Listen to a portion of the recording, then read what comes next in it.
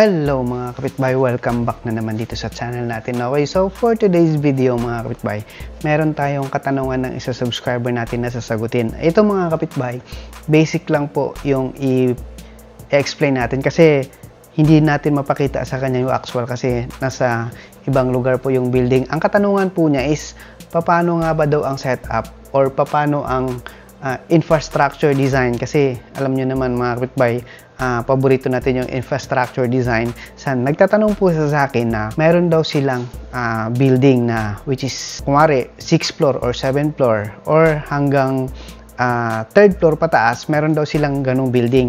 Ano nga ba daw ang design or ano nga ba ang diskarte para magiging smooth ang network mo? Anong klaseng latag or anong klaseng design ng infra mo para magiging smooth ang network mo? Yan po yung katanungan niya kasi nagtatanong po siya sa akin, Sir, good day. Pwede mo po ba ipakita yung nilagay mong na mga switch per floor kung paano ang diskarte kung ganong building na maraming floors? Ayan. Ito mga kapitbahay, sasagutin natin yung katanungan niya.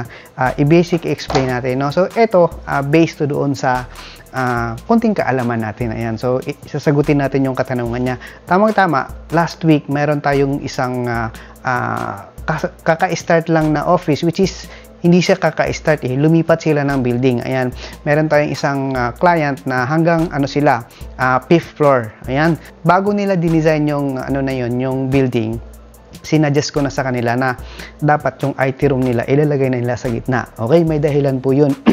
Bakit kailangan natin ilagay ang server room sa gitna? Like for example, kung hanggang 5th floor, pwede mo siyang ilagay sa 3rd or sa 3rd para alright, di ba? Para mas mabilis. Or for example, hanggang 6th floor. So, pwede mo siyang ilagay sa 3rd floor. Alright? So, may dahilan po yun bakit kailangan mo ilagay yung IT room sa 3rd floor. Okay? So, yan po yung pag-uusapan natin today. Tinatanong po niya. So, dun sa pinaggawa namin mga kapitbahay, ang ginawa namin dun is, kasi siya kung yung mapapansin mga kapitbahay, kapag naglatag ka ng kable, di ba? Kumari, Cat 6, Cat 5, or Cat 7, ang minimum na length ng isang UTP cable para ilatag mo, para hindi magbago ang kanyang performance or hindi magbabawas yung kanyang, para makuha mo ang tama niyang requirements is 100 meters, diba? Yan, okay? So, kung inyo mapapansin, every floor, diba? Pagdating sa engineering, di ba, may konting kaalaman. Every floor ng building, di ba, hanggang 3 meters lang ang taas nun. Nagdedepende po yun, hindi ko alam pero mga ganun po yun. So, kunyari, ang building mo is hanggang 6th floor. So, from ground to 6, di ba, hindi siya lalagpas ng 100 meters. Unless kung yung latag ng kable mo is liko-liko. Pero, madalas, kapag nagpapatayo ng building, mayroong isang butas sa gitna ng building na lahat ng mga telco, lahat ng mga wire doon dumadaan. So, ganun po yung design niya. Okay? So, doon po sa tropa nating IT na nagtatanong, pwede ka maglatag ng Cat 6 kahit hindi ka naka-fiber. Kumari, nasa gitna yung mo. Yun yung purpose ng ng kailangan mo ilagay yung IT room mo sa gitna para hindi mo ma-reach yung limit ng isang UTP cable para hindi ka na gumastos sa mga mamahaling switch or sa mga SFP port kasi mahal po talaga yung switch na naka-SFP. Alright? So, ang gusto niya makatipid, syempre, alam mo naman dito sa channel natin is tipid mode. Para lumiit yung gastos mo, nilagay namin sa gitna yung IT room para ang latag ng kable hati para hindi umabot ng 100 meters or hindi humaba. Para kunyari, mayroong liko-liko, hindi pa rin naabot ng 100. Kaya nasa gitna yung aming IT room, doon namin nilagay. Alright? Pero kung ikaw gusto mo talaga na napaka-astig talaga ng network mo, kung may budget ka, pwede ka maglatag ng fiber. So, ano nga ba ang ginawa namin? So, doon sa IT room namin, naglagay kami ng isang core switch.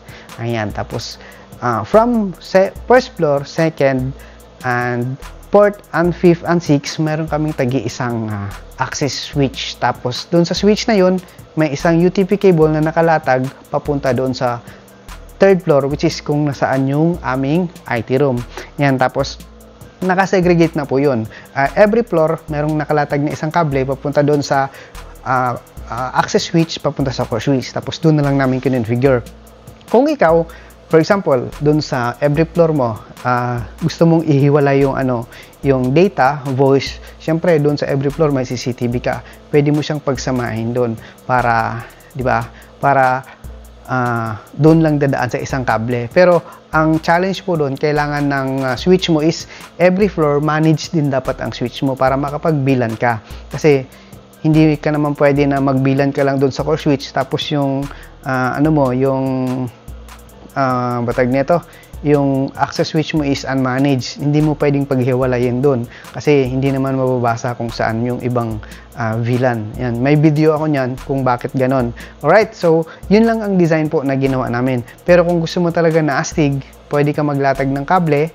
Kung yung mga switch mo is hindi siya compatible as a SFP port, pwede ka naman mag media converter. Yan, maglatag ka ng kable from your third floor papunta sa ground, from third papunta sa 6, tapos mag media converter ka na lang, tapos mag splice ka na lang ng fiber optic or bili ka ng mga mahabang kable ng fiber para diretso dun sa core switch mo. So ganun lang po ka basic ang ginawa namin doon. Sana naliwanagan po yung isa nating tropang IT na nagtatanong kung ano yung mga design. So mga basic design lang po yun, mga basic infrastructure design. So halos lahat, no, sa mga nagtatayo ng building or nagtatayo ng office na hanggang 6th floor, 4th floor, ganun lang din ang ginagawa niyan. Alright?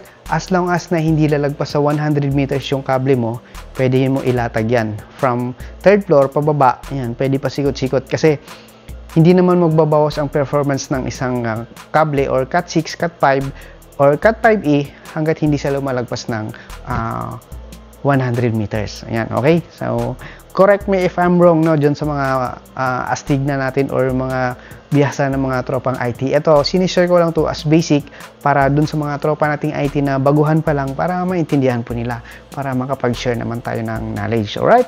So, ganun lang, basic. Kapag nagtayo kayo ng building, or di kaya kahit hindi building na pataas, kunwari, pahaba na ganun, automatic, ilalagay mo palagi ang server room mo sa gitna para hindi ka maglatag ng mas mahabang kable. Pero kung hindi talaga pwede, na kailangan talaga doon mo ilagay yung server room sa sulok, yung choice mo doon is maglalatag ka talaga ng fiber optic para sure. Alright? So, ganun lang. So, yan po yung mga katanungan ng kapitbahay natin pagdating sa infra. Kahit like for example, hanggang yung internet, or kung masyado nang malayo, or syempre kapag na siya, hindi siya building, na siya, parang warehouse to kabilang building o sa kabilang kalye na. So, pwede ka mag P2P or pwede ka depende sa area nyo, kung pwede kayo maglatag ng kable sa kalsada, pwede naman po yun. Yun lang sagot doon.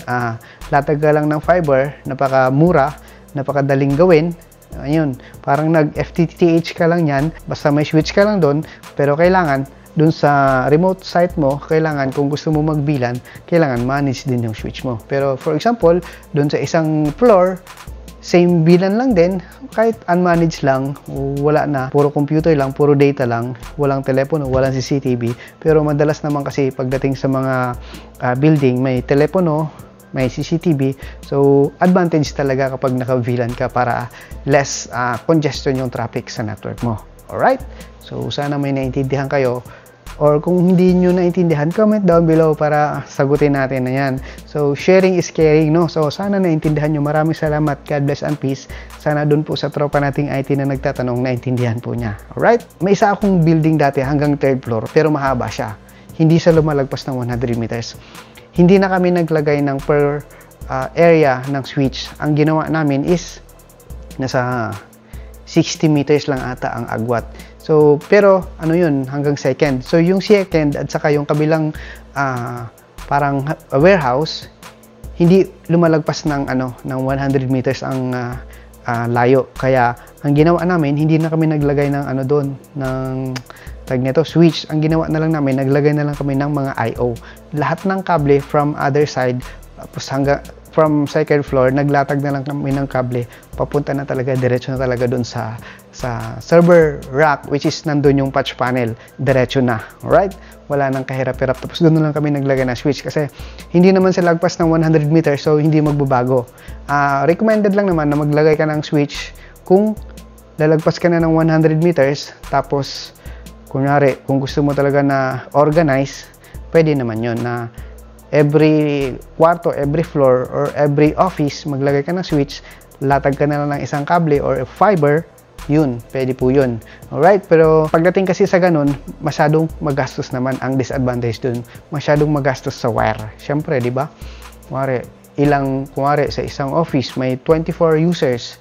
So, 24 na telepono, 24 na data, plus CCTV. So, napakadaming kable na ilalatag nun. So, masyadong gastos talaga. Pero kunyari, ikaw, magtitipid ka. So, maglagay ka ng isang switch doon, maglatag ka ng fiber, tapos magbili ka ng SFP na 10 gig, papunta na doon sa main core, basic. So, okay po yun. Less gastos ng latag ng kable. Alam naman natin na yung mga Cat5 or Cat6 ngayon, napakamahal. Kaya, diba? Pero kung may budget naman, okay na okay po yun. Okay pa rin yung ganung setup. Marami akong sideline na sinetapan na ganun. From first floor hanggang third floor, nakalatag lang lahat ng kable. So, ginamitan lang namin ng Cat6. Kahit dito sa office namin, dito sa warehouse, dito sa branch namin. So, yung building namin sa kabila, tsaka yung office namin dun sa kabila, nakalatag lang po lahat yan. Kasi hindi naman lumagpas ng 100 meters yung distance. So, from server room, papunta doon, nakalatag po lahat. Kaya nyo mapapansin, ipapakita ko. Let's go. Ayan, kaya nyo mapapansin, di ba? Napakadami niyan. Nakalatag yan, papunta doon, papunta sa kabilang building. Ayan, tapos papunta doon sa dulo, sa isang building namin. Tapos dito bantay yung office namin, nakalatag po lahat yan. Ayan, napakadami po niyan. Konti lang yung fiber namin dyan, doon na talaga sa labas. Alright? So, yun. Ganun lang mga kapitbahay. Napaka-basic ng setup natin yan. So, ganun lang. So, maraming salamat. God bless and peace. Sana natulungan ko na naman yung tropa nating kapitbahay na makapag-decide kung ano yung infrastructure design niya. Alright. So, peace and thank you.